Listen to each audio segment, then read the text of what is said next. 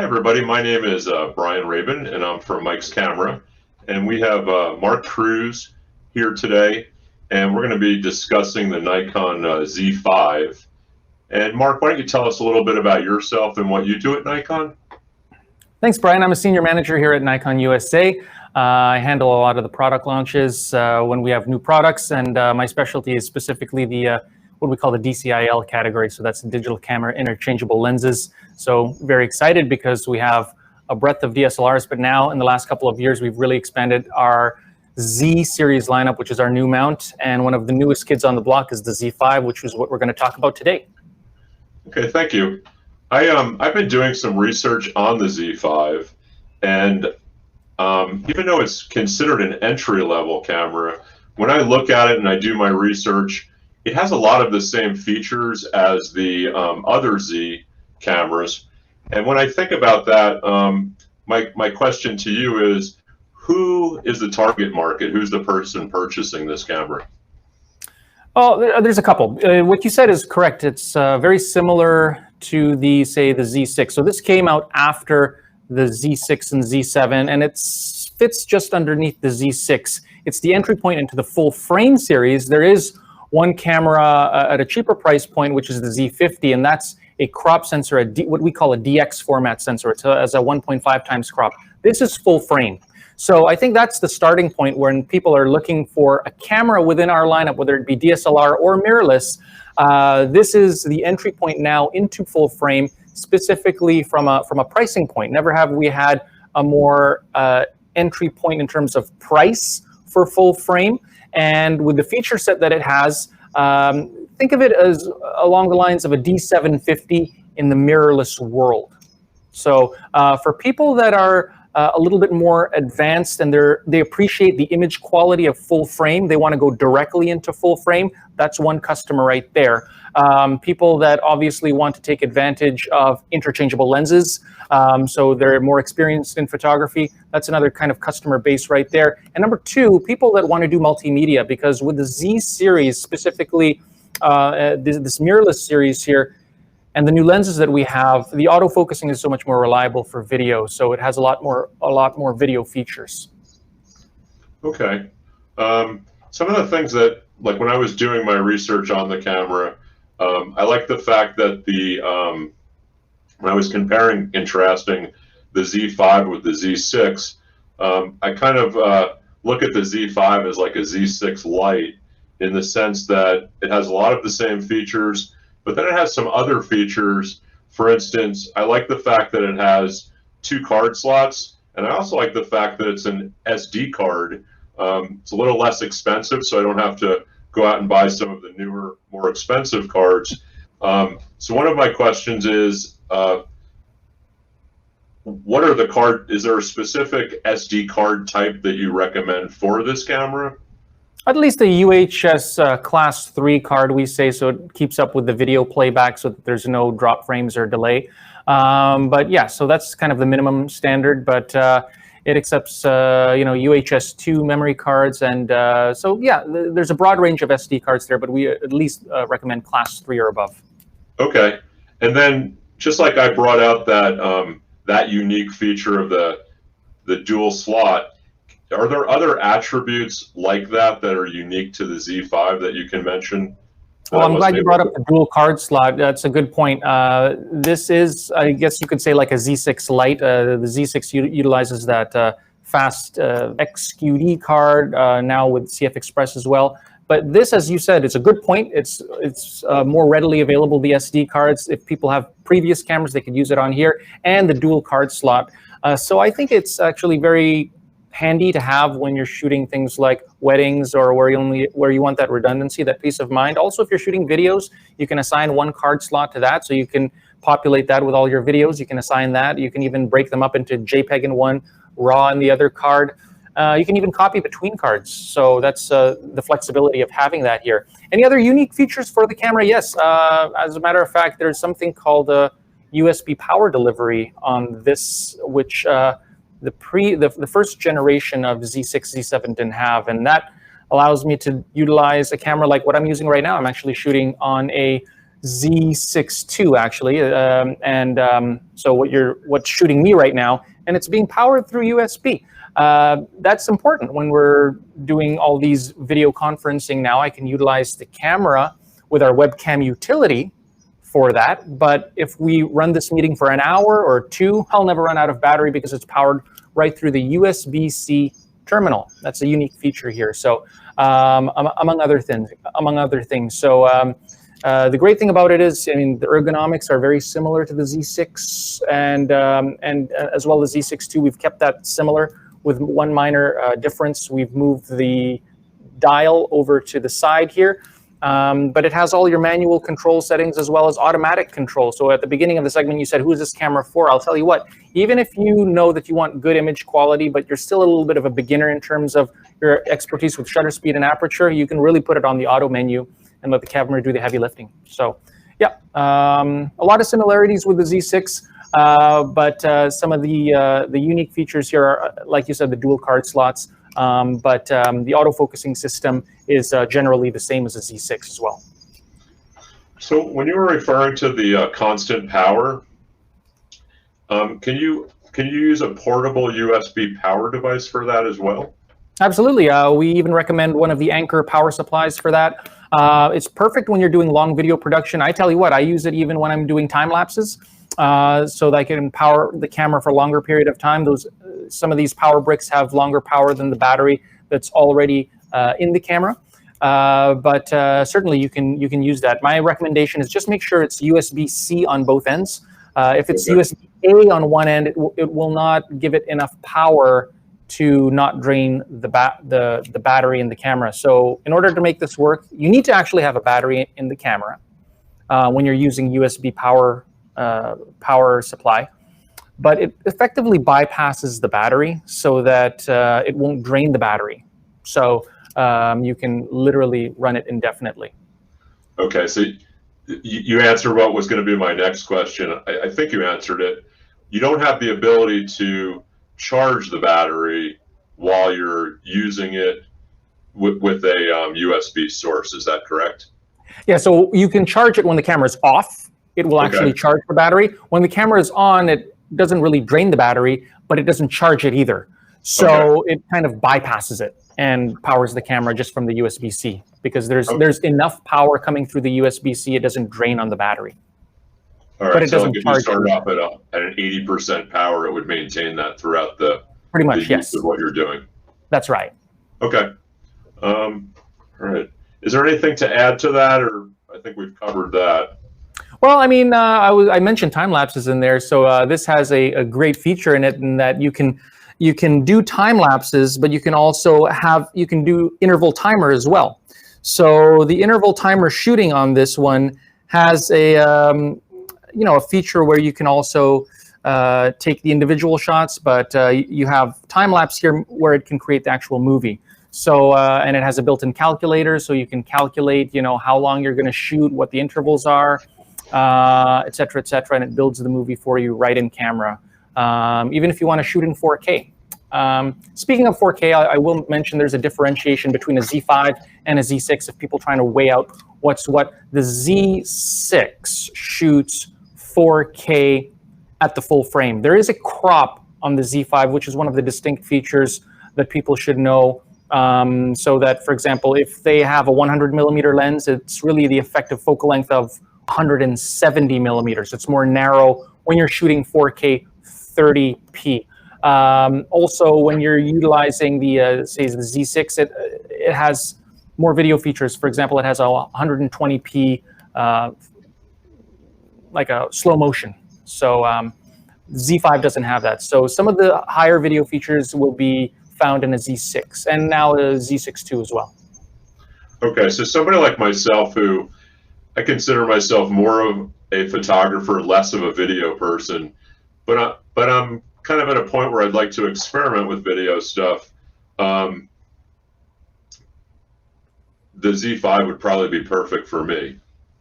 Yeah, definitely. You hit the nail on the head. You said coming from a Z50. So from a Z50 standpoint, you'll find that the image quality on the Z5 is comparable right up until I think when you hit 12,800, because after that, that's the maximum ISO range on a D750.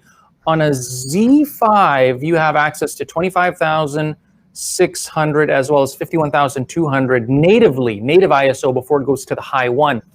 And with a D750, once you go to high one, that's already, I think, 25,600. So there's a big difference in those ISOs in terms of the noise quality. So you're going to have clean output. But the things that I think you'll appreciate when you move over to mirrorless, because you want to get a mirrorless camera to have it do other things that your DSLR can. And one of the things it is really good at is the autofocusing system here uses a totally different system. The autofocus points are actually on the sensor itself. And what that means is it has the bigger coverage. So you can situate your subjects on the very edges of the frame, whereas in a DSLR, those cluster of focus points are oriented in the center. So your composition is somewhat limited.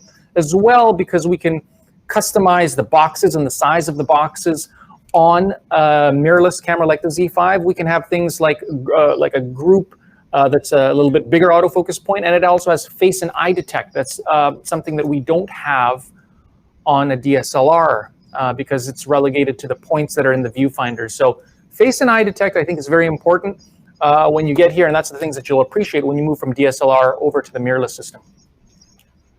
Can you describe the difference between the face and eye detect? Yeah, it's something that's available in what we call the auto area AF mode. And basically the face detect, if it detects a face, it will put a yellow box around the face of the subject, and it focuses generally around that. If the face takes up a significant portion of the frame, it will get more specific and draw a yellow box around the eye. So especially when you're using very shallow lenses like a 50mm 1.2 or 100mm 2.8, where the depth of field is very shallow, and there's a difference between your eye, your nose, and your ears, it can pinpoint the eye and put that in focus. So that is very, very handy, whereas in a DSLR, you'd have to kind of finagle and line up that focus point right on the eye, and then if you recompose your subject, you have to move that focus point. With a mirrorless camera, with the Z5, it has eye detect. So as your subject moves around the frame, it covers 90% of the frame.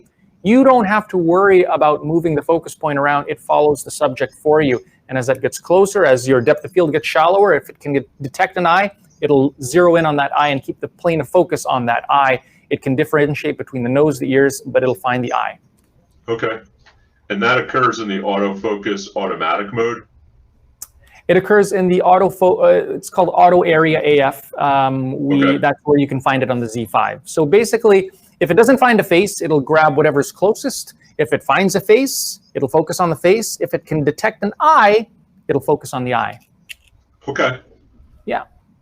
So it's really handy, and it's right in the eye menu. I mean, I'm looking at it right here. It's very convenient to have access to a touch of the touch screen. So that's another kind of the cool thing about the Z5 is that your interface is now customizable on the screen. So you can have your 12 favorite features there and have it at quick access instead of kind of digging into the menus. Okay. Trying to think what the next question that I had for you was when we talk about the ergonomics of the Z5, how does that compare to the other Z models?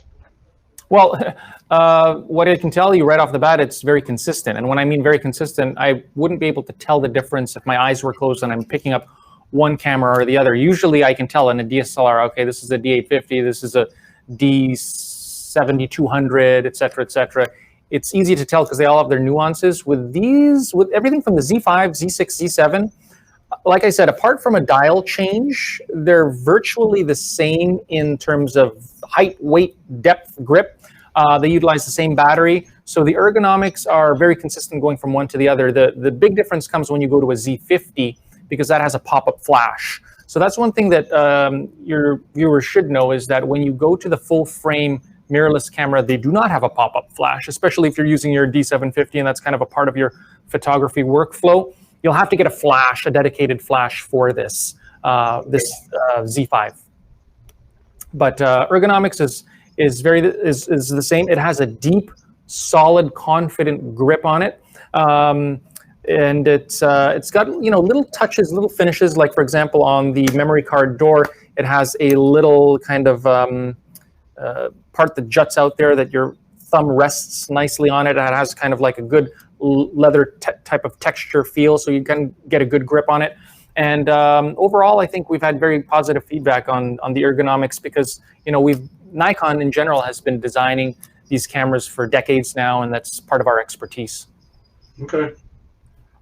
So I just had a few more questions. One of them was, it's actually been brought to my attention recently that a lot of the newer computers don't even have USB or card slots.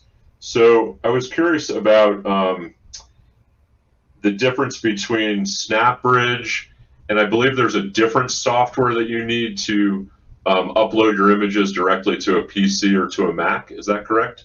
Yes. Okay. I can take over from here. Okay.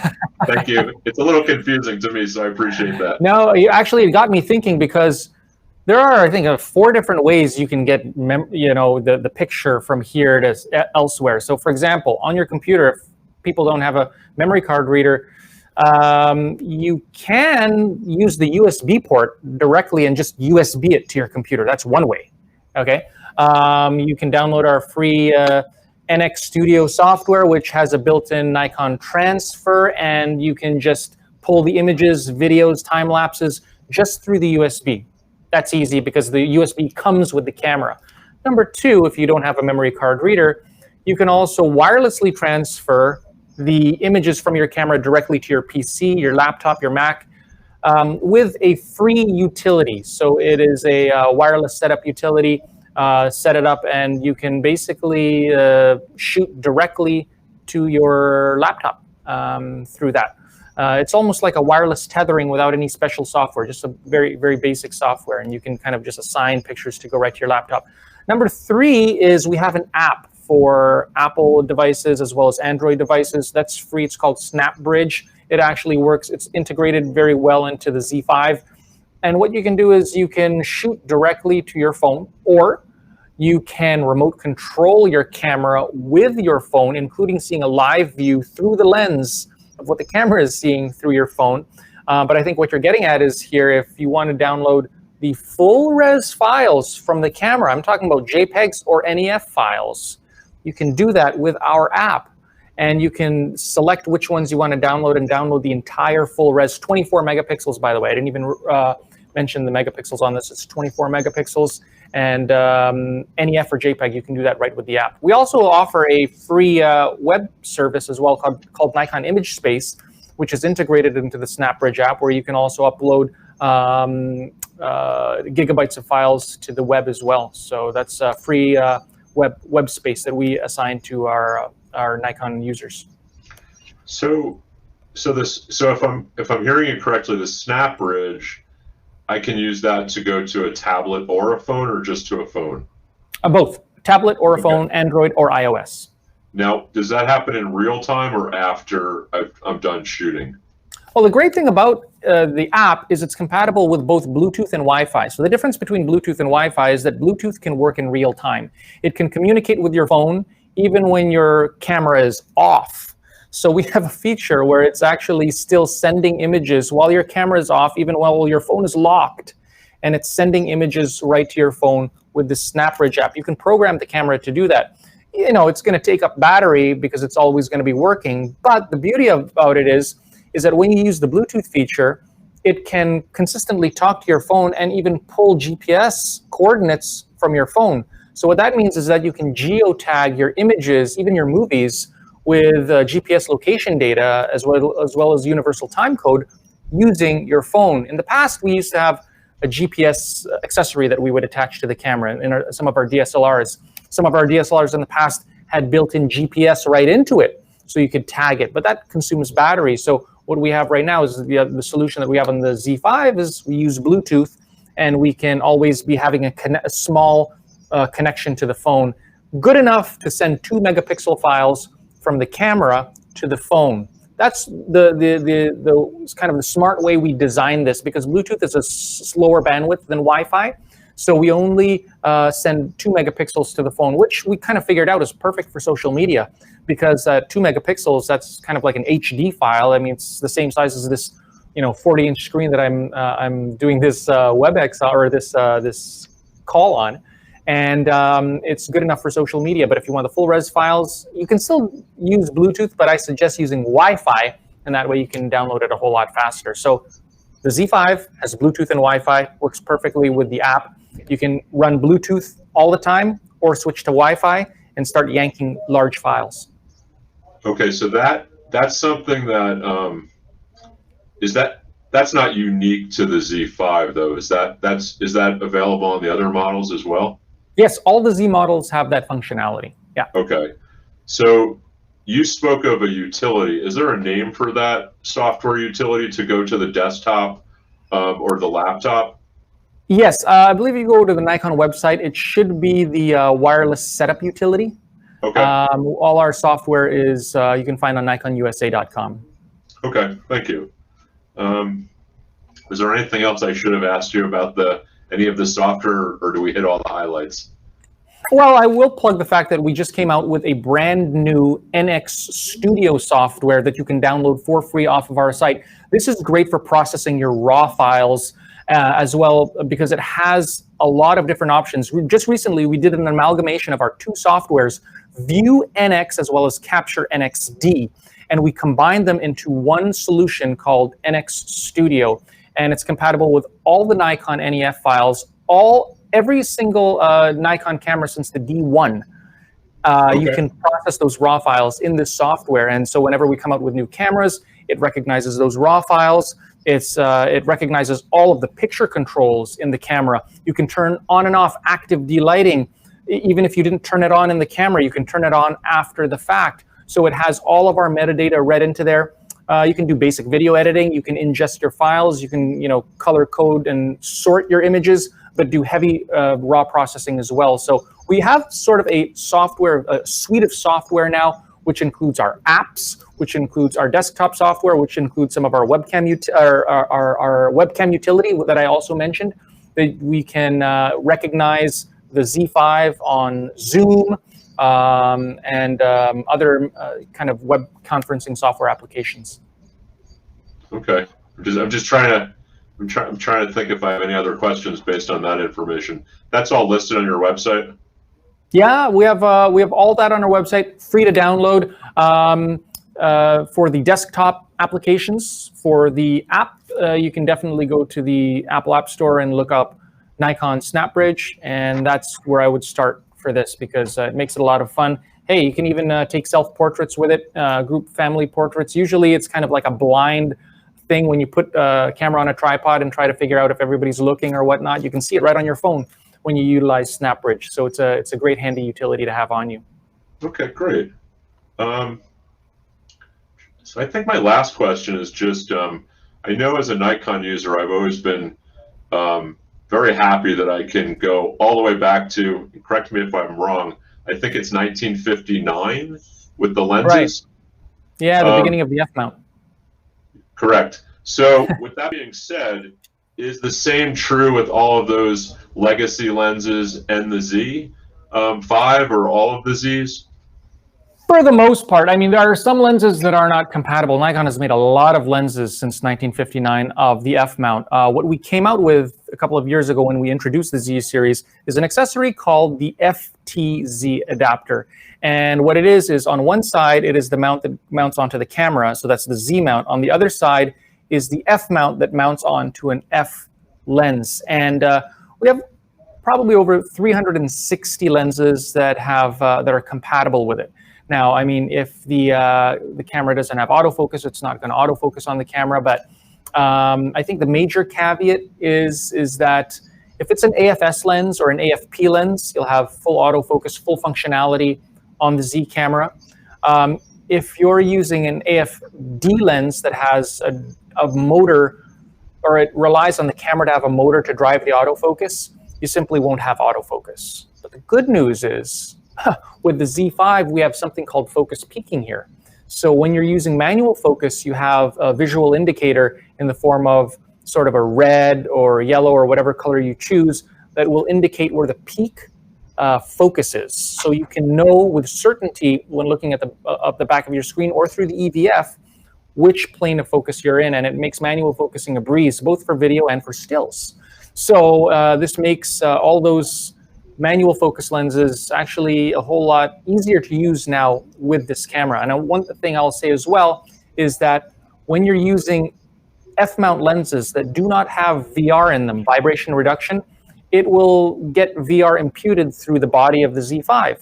So the Z5 has something that's kind of colloquially referred to as IBIS, or in-body image stabilization.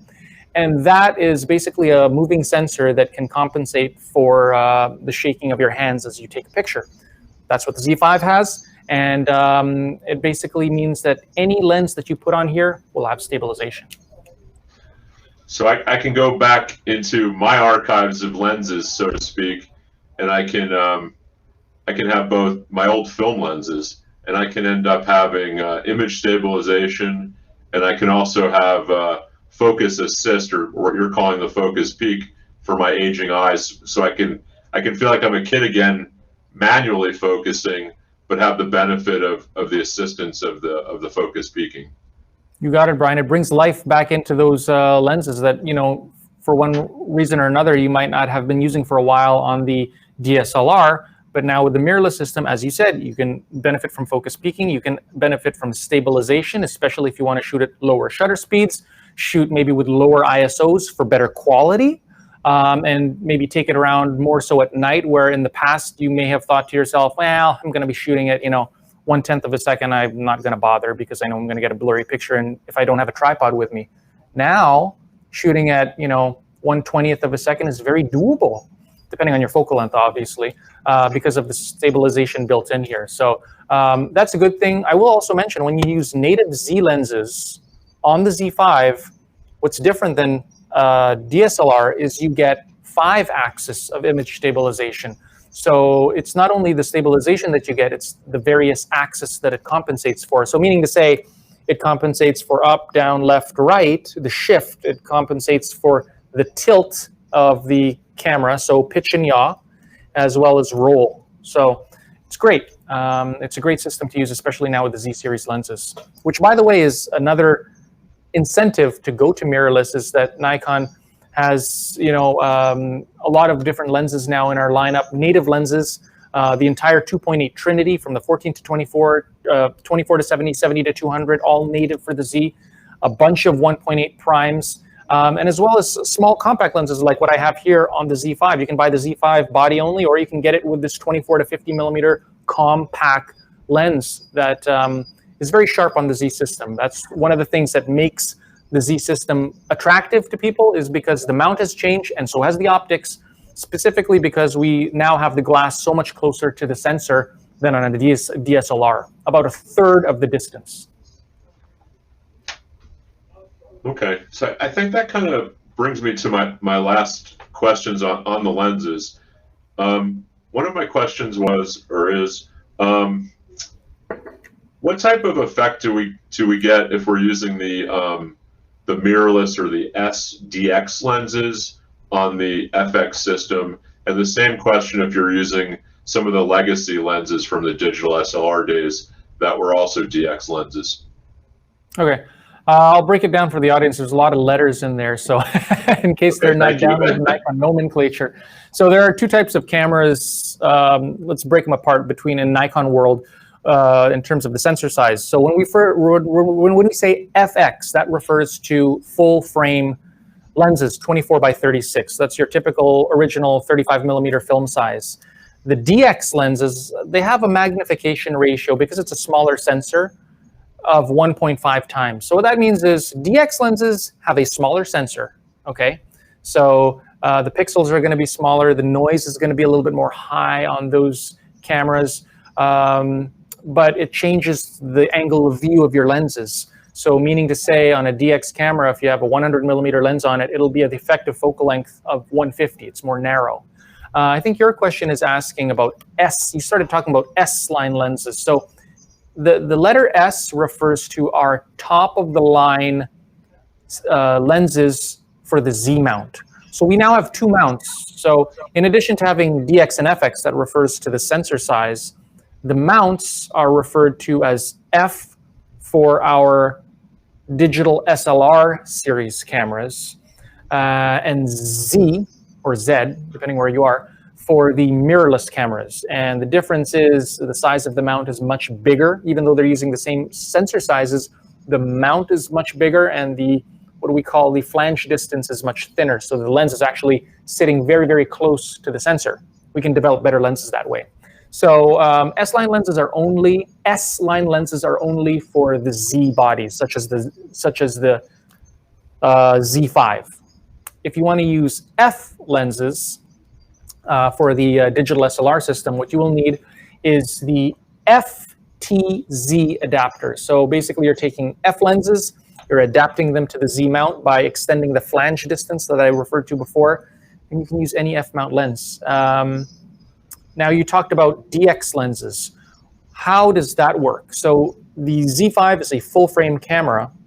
If you have a DX lens, you can put it on the Z5. As a matter of fact, this is probably the most compatible, well-rounded system because you can use any lens on it so long as you have the FTZ adapter. Even if you have DX F-mount lenses, you can use it on here too. What you'll have is the camera is intelligent enough to know that it's a DX lens. So it is designed for the smaller sensor, so it will only it'll only give you the feed from the smaller portion of the sensor. So in the case of a 24 megapixel camera, you'll get about a 10 megapixel file from that, okay, because it's only going to give you the crop portion of the frame. Okay, so that's actually what I should have asked the question differently. I'm sorry. So it basically it forces the crop when you're using the DX lenses, is what I'm hearing. Yes, and you know what the benefit is on a mirrorless camera is that when it forces the crop, it populates the entire screen for you, or electronic viewfinder. And that's way different than a DSLR, because in a DSLR, say on your D750, if you look inside of the viewfinder, you still see the entire full frame mirror, okay? But what you get in the actual picture is the center portion. So what I'm saying is on a mirrorless camera, it helps you compose better, it helps you see the image and the view better, because it will automatically amplify that small portion of the sensor and make it look as if you're shooting the whole sensor. It's almost indistinguishable if you didn't know that it was cropping in. Okay, that makes sense. I hope so, because yeah, it's sort of like, I think what you're telling me is what I see is what I get. Yeah, well, exactly. That's a good way of putting it. I used a lot of words. You just gave the concise version of it. What you see is what you get. Yeah, okay. On the mirrorless camera. Where if I put a DX lens on my D750, I kind of have to guess where the crop starts and where it stops. There is an aid on the D750, so within the viewfinder, you can actually see, you can turn on a grid that will show you where it begins and where it ends. So there's that aid, but it won't consume the entire screen like a Z5. And then I've always been impressed by what I'm going to call the kit lenses that Nikon puts out with their cameras. I think back to my first digital camera, my Nikon D70, and I really love that lens that came with it. And I'm just curious with this camera, is it the 24 to 50 that you're pairing it with as well as a kit? There are different kits, so you can actually buy it with a few different lenses. Okay, you can buy it, but the typical kit that you can get it with is the 24 to 50, and the reason why I say typically is because it's such a convenient lens to have. It's so small and so light.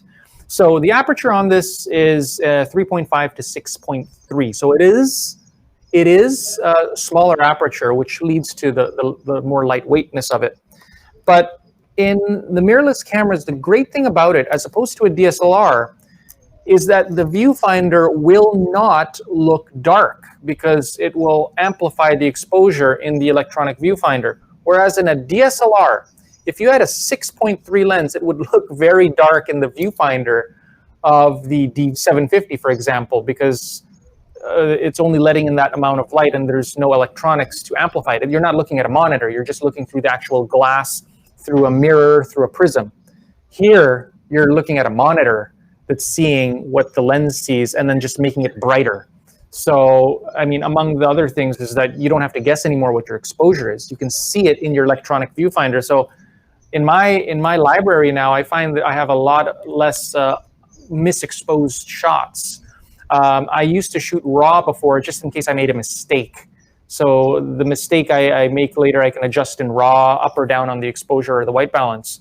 Now, I have the benefit of seeing not only my exposure, but my colors accurately. So I can more confidently even shoot now in JPEG because I know I'm getting it right the first time I shoot it. Okay. And so I guess the other kit that you have is the 24-200, is that correct? Yes, so the 24-200, very versatile lens.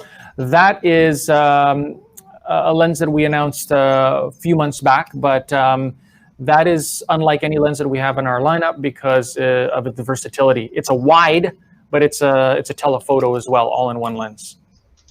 Okay. Now, the some of these properties that you referenced with the 24-50, would we see that same type of increasing or adjustment of light with the 24-200 as well? Yeah, 24-200 is a variable aperture lens as well. Okay. So you will lose light. Now, if memory serves, I think that's a 6.3 lens as well. Okay. Yeah, at the telephoto. All right. So, is there anything else that we didn't cover that that our viewers might find extra appealing with the Z5? Well, I would just reiterate the fact that it's a very powerful camera for the price point. Never before have we launched a camera that is at this price point with this heavy a feature set. And when it comes to, it's reviewed very well because when we came out with this camera, it had very little compromise. The autofocus system is virtually the same as a Z6. Same face detect, same eye detect, same number of focus points. That's important when you're talking about just the shooting experience. Even things down to the function buttons at the front. The ergonomics in this is very good. Like, a lot of cameras out there, they don't have function buttons at the front. So, you're kind of relegated to holding a button down and jogging a dial and double dipping on certain buttons and assigning buttons, and then you don't have access to certain buttons. I find that with a Z5, I can do many, many things with just my right hand because I have access to 2 function buttons here at the front. Obviously, my main command dial, my sub command dial, even my joystick is on the back here. So, some of our upper echelon DSLRs had a joystick, had an autofocus joystick. Even with this one here, even small touches like that make a world of difference for photographers that still want to rely on manually moving their focus point around. You have those controls here. So, just reiterating the fact that it won't be an unfamiliar jump for people that are coming from, say, a D750 to a Z5 because the menus are exactly the same, with the exception of things that they've implemented. But they've just made things that are better as a result of it being a mirrorless camera. The focus mechanism is different, advantageous in some areas when it comes to eye detect and things like that. It does have a tilting screen as well, so you can shoot from the hip, you can shoot over people. Great for video as well, as you can do many, many things that we didn't even talk about. I know you're a still photography guy, but if you're getting into video for multimedia, it's a great camera to have. I can 100% rely, I think, on this for face detect. I was joking with you guys earlier. I was jumping in and out of the camera, and it just caught me. So I'm very confident if I'm doing vlogging or things like that, and I'm looking right at the lens, I don't have to worry. I know it's going to focus on me. So I'm very impressed with how far technology has come in the last 2 years, especially with the Z system. So I think now's the time if people are looking to jump to mirrorless or they just want a companion for their DSLR, the Z5 is the way to go. Okay. All right. Well, I want to thank you for your time today. That was really great. I think we're good.